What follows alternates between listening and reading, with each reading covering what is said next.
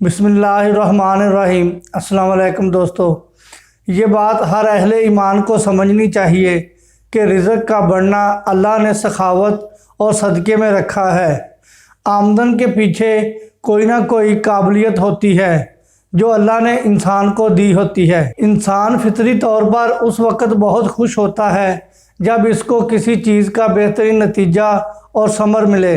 बचपन में वो खिलौने के लिए ज़िद करता है, रोता है, और जब इसको वो खिलौना मिल जाता है तो वो खुश हो जाता है। स्कूल के ज़माने में वो इसलिए मेहनत करता है ताकि अच्छे नंबरों से इम्तहान पास हो। खेल में इसलिए जान लगाता है ताकि वो ट्रॉफ़ी जीत सके। कॉलेज यूनिवर्सिटी में वो इसलिए मेहनत से काम करता है ताकि इसको डिग्री मिले और इस डिग्री पर कोई अच्छी नौकरी मिल जाए। अमली ज़िंदगी में कदम रखने के बाद वो नौकरी या कारोबार की सूरत में फिर से मेहनत शुरू कर लेता है ताकि इसके बदले इसको कुछ पैसे मिलें और वो इससे अपनी ज़रूरियात ज़िंदगी पूरी करे। आमदनी की अहमियत। इंसान की इस दुनिया में आमद के साथ ही इसकी एहतिजाजी भी शुरू हो जाती है।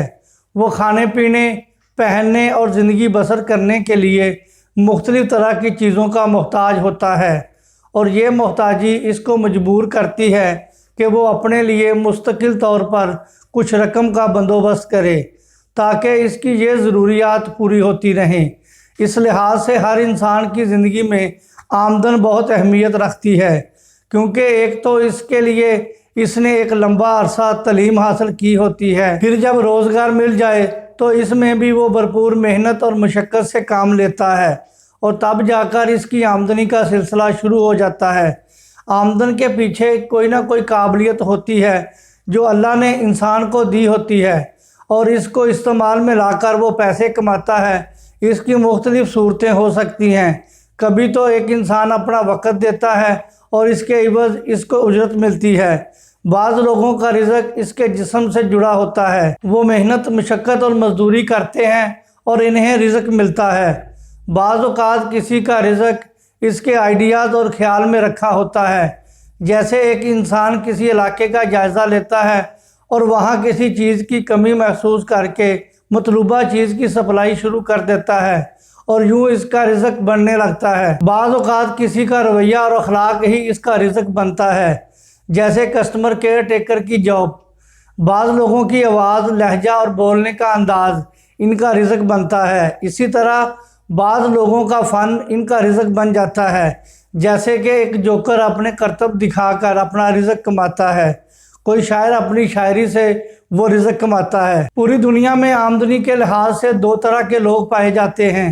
एक किस्म वो है जिनकी आमदन मखसूस होती है, वो काम पर जाते हैं तब इन्हें मुआवजा मिलता है। जैसे डॉक्टर मरीज़ों को चेक करता है तब इसको फ़ीस मिलती है, वकील कोई केस लड़ता है तब इसको फ़ीस मिलती है। दूसरी किस्म के वो लोग हैं जो काम पर मौजूद ना भी हों तब भी इनकी आमदन जारी रहती है, जैसे कि बिजनेसमैन या इंटरप्रेन्योर। ये वो लोग हैं जो किसी आइडिया को अमली शक्ल पहनाते हैं और फिर इसके बाद वो दुनिया के किसी भी कोने में चले जाएं, चाहे आराम करें या काम, इनकी आमदनी का सिलसिला जारी रहता है।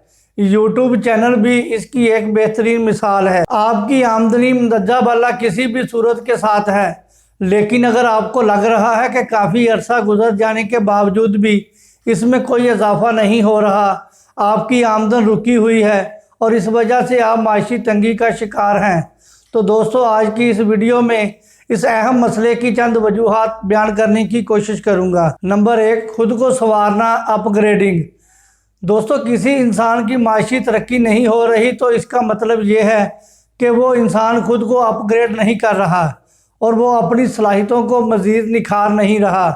आसान अल्फाज में ये कहा जा सकता है कि इस इंसान ने खुद को कीमती नहीं बनाया, जिसकी वजह से वो सस्ता हो गया। अगर वो महंगा होना चाहता है तो इसको चाहिए कि वो अपनी वैल्यू बढ़ाए। अगर वो महंगा होना चाहता है तो इसको चाहिए कि वो अपनी वैल्यू बढ़ाए, और अपनी वैल्यू बढ़ाने का आसान तरीका ये है कि ख़ुद पर मेहनत करके अपनी काबिलियत बढ़ाए। इसकी मिसाल यूँ समझिए कि एक बाज़ार में एक दर्जी बैठता है जो एक सूट सीने के 500 रुपये लेता है। इस तरह एक और दर्जी है जिसका काम पहले वाले से बेहतर है और वो एक सूट सीने के 1500 रुपये लेता है। اس کے ساتھ ایک اور درزی بھی ہے جو وہی کام کرتا ہے جو باقی دونوں کرتے ہیں، لیکن اگر اس سے کپڑے سلوانے ہوں تو تب آپ کو کچھ دنوں تک انتظار کرنا پڑتا ہے۔ باری آنے پر آپ کا ناپ لیا جاتا ہے، وہ آپ کو یہ بھی بتاتا ہے کہ آپ پر کون سا کپڑا جچے گا۔ وہ کپڑوں کا رنگ منتخب کرنے کے بارے میں آپ کو مفید مشورہ دیتا ہے اور ساری کارروائی مکمل ہونے کے بعد بڑے ہی ماہرانہ انداز میں کپڑے تیار کر کے آپ کے حوالے کر دیتا ہے۔ اب ایسا ممکن ہے کہ اس درزی کا ریٹ 5000 روپے ہو اور آپ بخوشی اسے مطلوبہ رقم دے دیں۔ اب سوال یہ ہے کہ ایک جوڑا سینے کے وہ 5000 کیوں لے رہا ہے؟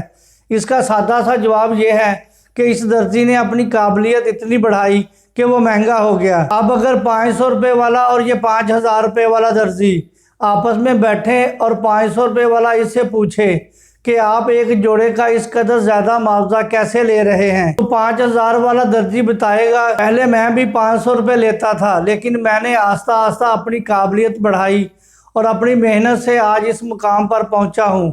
میں اپنے کسٹمر کو اچھے طریقے سے سمجھانے کی کوشش کرتا ہوں، میں ان کی ضروریات اور خواہش کے مطابق کام کر کے دیتا ہوں، میں دل و جان سے اپنی سروس دیتا ہوں، اس وجہ سے میں مارکیٹ میں مہنگا درزی بن گیا ہوں۔ نمبر 2، سخاوت اور صدقہ۔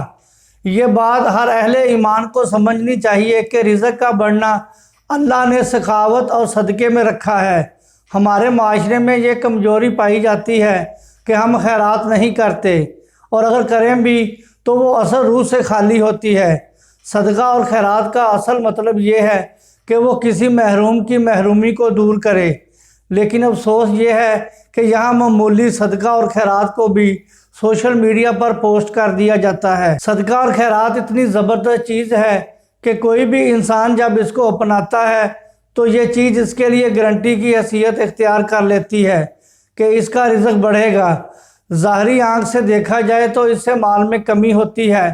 دنیا کے تمام کیلکولیٹر بھی یہی کہتے ہیں کہ صدقے سے مال گھٹ جاتا ہے، لیکن رب کا نظام یہ ہے کہ جب بھی انسان خیرات کرتا ہے تو اس کا رزق بڑھنا شروع ہو جاتا ہے۔ نمبر 3، صلہ رحمی۔ ہمارے رزق کا بڑا گہرا تعلق رشتہ داروں کے ساتھ روا رکھے جانے والے سلوک کے ساتھ بھی ہے۔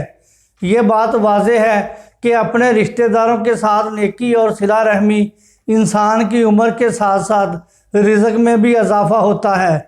رشتوں میں خاص طور پر خواتین رشتہ دار جیسے کہ خالہ اور پھپھو وغیرہ کے ساتھ اچھا سلوک کرنا چاہیے، اور خاص طور پر بہنوں کے ساتھ بہتر رویہ اپنانے سے انسان کے رزق میں ترقی شروع ہو جاتی ہے۔ نمبر 4، دوست احباب۔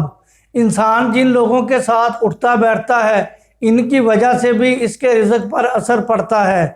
جیک کینفیلڈ اپنی کتاب دی 6 پرنسپل میں بتاتے ہیں کہ انسان جن 5 لوگوں کے ساتھ اٹھتا بیٹھتا ہے ان کی آمدن کا اگر اوسط نکالا جائے تو وہی اس انسان کی بھی آمدن ہوگی۔ انسانی نفسیات اس بات کا تقاضا کرتی ہیں کہ جیسے وہ خود ہے وہ اپنے طرح کے لوگوں کے ساتھ تعلق رکھے، چنانچہ ایک کمزور انسان کمزور بندوں کے ساتھ ہی خود کو محفوظ تصور کرتا ہے۔ ایک بلو ایوریج انسان اپنے جیسے ہی لوگوں کے ساتھ اٹھنا بیٹھنا پسند کرتا ہے۔ اس کے برعکس اعلیٰ اقدار کا مالک انسان بڑے لوگوں کے ساتھ تعلق بنانے کو ترجیح دیتا ہے۔ جب بھی انسان اپنا تعلق اور صحبت بہتر بناتا ہے تو ان اچھے لوگوں کی اچھی صفات بھی اس کے اندر آ جاتی ہیں۔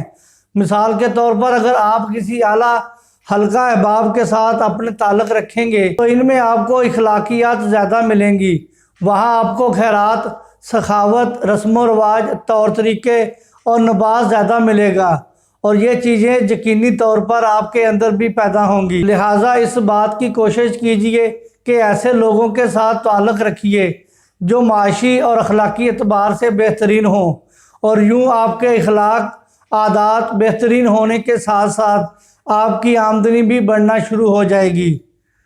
مجھے اجازت دیں، اپنا خیال رکھیں۔ اللہ حافظ۔ السلام علیکم ورحمۃ اللہ وبرکاتہ۔